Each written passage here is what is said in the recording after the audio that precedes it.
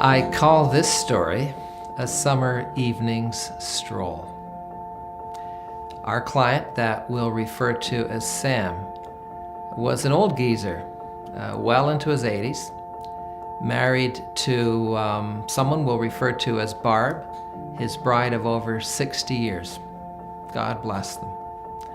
It was their custom during long summer evenings to go for a neighborhood stroll. It was a beautiful summer day, the kind that goes on and on before the sun takes its time to leisurely set beyond the horizon with a splash of color. Have you got the scene in your mind? Before their walk would end, however, it would end in tragedy. Before their walk would end, their lives would change forever. Before their walk would end, life as they knew it would never be the same. Sam was an extraordinary elderly gentleman. I used to laughingly refer to him with my staff as Superman, because he was so incredibly active for a man of such advanced years. He was a devoted church attender whose orthopedic health still made it possible to kneel down when he prayed during Mass. He never used a cane or a walker to get about.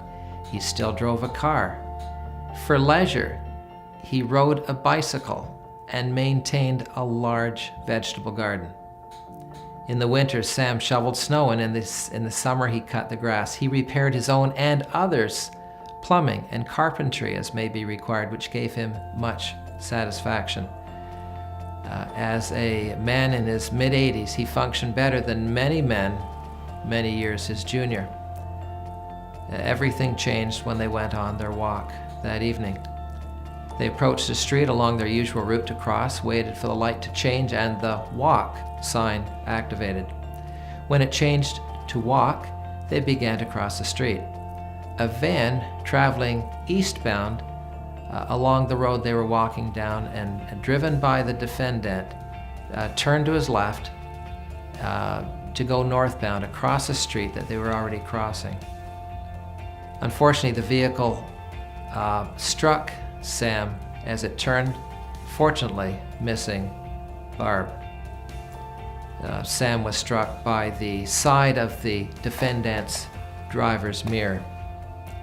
The defendant was charged by the police, to whom he admitted that he was looking straight ahead and didn't see the elderly couple crossing the street, and he later pled guilty to a charge of careless driving. He was driving a van owned by his daughter, who was, as lawyers refer, vicariously liable for the results of the negligent driving of her dad. Good news, bad news.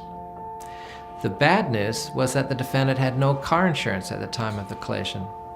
He was uninsured. He had no job, and he had no assets.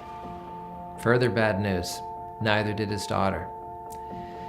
They were, as we refer, judgment-proof, meaning that if a court judgment was obtained against them by taking them to court, that there'd be no assets to sell to pay the court judgment. Further bad news, in the course of this litigation, the owner of the vehicle made an assignment in bankruptcy, which complicated matters further. So what's the good news?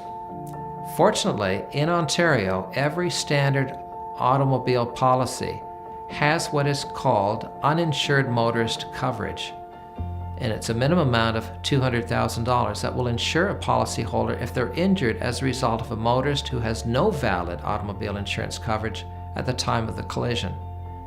To access this uninsured coverage, we sued our client's own insurance company because they had protection for that. Now, it's only $200,000, but it helps. There's also coverage that exists. It's called the OPCF 44 clause, which can insure an individual for further amounts, even up to $1 million, if there's not enough insurance. Sam was taken by ambulance to the emergency department of the local hospital. X-rays were taken, and he was sent home. Later that evening, when the results of the X-ray revealed that he had a broken back, he was taken back to the hospital by ambulance, hospitalized for over a week, and treated for severe injuries. In addition to his most severe injury of a broken back, Sam suffered various other kinds of soft tissue injuries and cuts to his knee, his face, his skull, and he had a concussion. He eventually developed what is referred to as a chronic pain syndrome. His concussion affected his brain function. He had decreased concentration, decreased motivation, compromised cognition. These are called cognitive deficits, when the brain doesn't work the way it's supposed to because it's been concussed. This is something that athletes have to deal with, whether a hockey player or a football player and other sports where the head is impacted, they have a concussion, and for a season of time their brain doesn't work the same way. It may never work the same way. And the older you are, when you're concussed, the harder it is to recover from a concussion. The more concussions you've had, the harder it is to recover from each successive concussion. So poor Sam went from being totally independent to totally dependent on his elderly wife and his children. He became discouraged with this drastic change in a lifestyle. He had a hard time adjusting to his new reality, and he was plunged into depression. He withdrew from people, and his poor wife felt so isolated and alone. Barb felt like she'd lost the best friend she'd ever known for 60 years. Following the collision, Sam's balance was off. He was unsteady on his feet. He had a weak right leg that no longer supported him and would give out without warning. He began to use a cane for the first time in his life.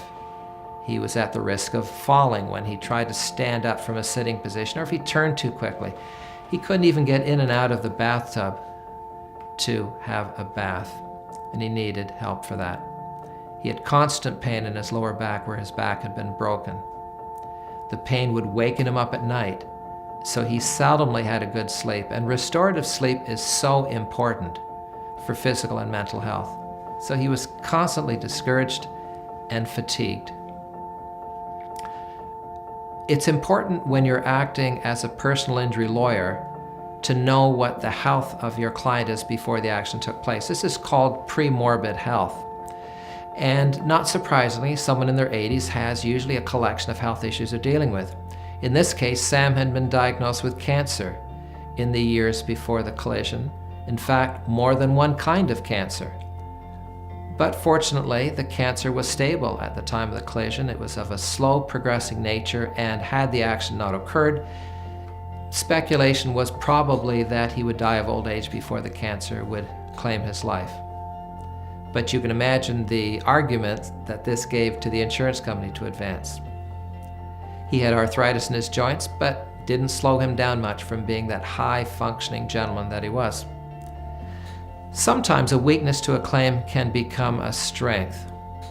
This is what Sam's surgeon wrote in a report as to whether his pre-existing health contributed to his pain problems following his motor vehicle accident. Quote, "In my opinion, Sam's pre-existing health did not contribute significantly to his pain problems. However, it is well known that individuals with degenerative arthritis, previously asymptomatic, meaning without symptom, will develop pain in the affected area once an injury has occurred." So the medical opinion was very helpful to our case. Because if you are, so to speak, standing on one leg, and if you have problems with arthritis, and you are then subjected to trauma, it's not difficult to fall over if you're standing on one leg because you have so much less medical margin to deal with. So this set up the development of what we call a loss of golden years claim. With Sam's profound orthopedic injury and his elderly status, this collision really upset his apple cart. His life changed completely. And we argue this was completely unrelated to the regular process of aging. Because the insurance company, not surprisingly, said, well, come on, Gnys. You got an old client. He eventually would have become highly dependent on others eventually, and after all, here he is now in his late 80s, and he's highly dependent. Well, duh. Of course he's going to be highly dependent. He's elderly. But we say no, he likely would not have been were it not for the trauma. Eventually, yes, but at that point, likely not. because his life had changed so much. He couldn't go for long walks, he couldn't ride his bike, he couldn't walk without assistance, he couldn't do housekeeping and home maintenance, his bike was rusting in the shed, he couldn't get up easily out of a chair. He'd lost much of the enjoyment of his life. It was snuffed out immediately upon having sustained the collision. Gone were his so-called golden years with his lifelong bride. And the law has looked at how the elderly should be treated when they've been involved in an accident. One of the judges in a case said this: "What must be looked at is the deprivation of the vigor he had enjoyed up until the accident, and which, on the evidence, I think he might have expected to enjoy for some long years. Injury to older people is, from at least one vantage point, more profound than injury to the younger." Another judge said this: "As one advances in life, one's pleasures and activities particularly do become more limited, and any substantial impairment in the limited amount of activity and movement which a person can undertake, in my view, becomes all the more serious on that account." I find it can be incredibly frustrating dealing with insurance companies when I'm representing an elderly plaintiff, accident victim, because of the arguments that I will hear. And not surprisingly, the usual arguments were put forward by the defense in this case. They argued that my client, in fact, should receive no compensation whatsoever, not even a penny, for the pain and suffering that he had suffered, because this was a car accident. Car accident legislation said that there was a certain threshold of severity that injuries have to meet, of being serious and permanent, and if they don't meet that threshold, that the injuries will gain no monetary award. This is a concept called threshold. I could speak about it for quite some time, and in other videos on our website you can know more about what a threshold involves. So the insurance company went on to argue that the pain and limitations that Sam was experiencing had nothing to do with the car accident, that his injury should have healed within the first year or so, and to the extent he still had ongoing functional limitations, well, that was better explained by the normal process of aging typical to the elderly, rather than the fault of their negligent driver in breaking our client's back. In other words, the defense argued that if Sam didn't have the car accident, he would have been in functional decline eventually anyway. And he shouldn't have symptoms any longer, even if he did. His injury should have healed. That assertion, of course, was nonsense, because there's no way anyone could predict such a decline would inevitably occur in any individual, even if one could say that in elders as a group, there would be a decline or a progression in a percentage of them from year to year. The common sense response was to ask that while Sam had underlying disease at his mid-80s point of life, why didn't he experience a functional decline then, before the accident, and only develop it after the collision? This is what our expert said, who was an expert in geriatric medicine on this point. Quote, "There is nothing to say that he, Sam, would not have functioned just as well as he did before the motor vehicle accident at age 84 and remained stable for another 5 to 10 years, but for the accident. It would be impossible to predict that this would not have been the case."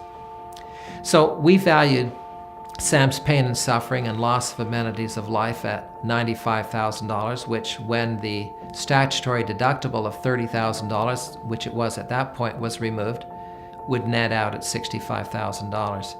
This is a sort of a freebie the insurance industry receives for cases that were at that time worth less than $100,000. So nothing would be paid for the first $30,000 of the loss. The total offer that was made, that we pitched, was at around $200,000. The defense countered with a $50,000 offer to settle his claim, which frankly was a really lousy offer. And we told our client, Sam, that he should hold out for double that amount. And guess what? About a year later, when we were just weeks from going to trial, we had a trial date, we had our witnesses lined up, it was just a few weeks away, and the defense increased our offer to our magic number, $100,000. The case settled, just as we predicted some years before that it would. Here's what we found out about how trauma affects the elderly. Medical literature points out that with younger individuals with more margin to draw from, the chances are usually better, with a greater likelihood of return to normal function, than with other individuals who may already have health issues that put them at a greater risk for either more prolonged symptoms or potential dysfunction after any serious illness or trauma. Just common sense. Old people don't recover as well from injuries as young people do.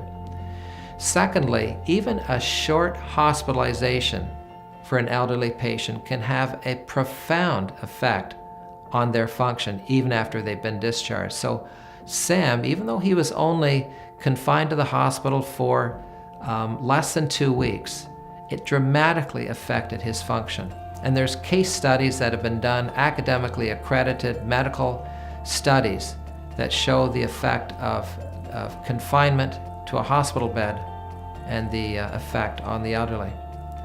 In our case, Sam had significant reactions to the opiate medications. He experienced delirium and became confused in the hospital. And the lingering effect from the adverse influence of opiates cannot be ruled out. Drugs can be removed from a human body, but it can be a frightening and lingering experience on anyone and everyone, not just elderly patients. But once again, the elderly have less physiological reserves. So here's 3 takeaways that we had from Sam's case. First one, a rather cynical view, I'm afraid. If you are elderly, do not expect to be treated fairly by an insurer. Insurers will often make a low offer, comfortable in the knowledge that most elderly will not be willing to take their cases to trial. Secondly, be glad that if you're involved in a motor vehicle accident with an uninsured motorist, that you still have access to uninsured coverage. You aren't without remedy if the car that struck you was not insured. As long as you have car insurance, you can make a claim with your own insurance company. And if you don't have car insurance, you can apply to the government through what's called the Motor Vehicle Accident Claims Fund. Bottom line, if you have a car accident, speak to a lawyer. They'll be able to tell you whether there's insurance coverage. Third takeaway, don't assume just because you have a walk sign at a pedestrian crossing that you can walk safely without carefully checking for traffic in the vicinity. Otherwise, like Sam and Barb, your leisurely summer evening's walk might end in tragedy.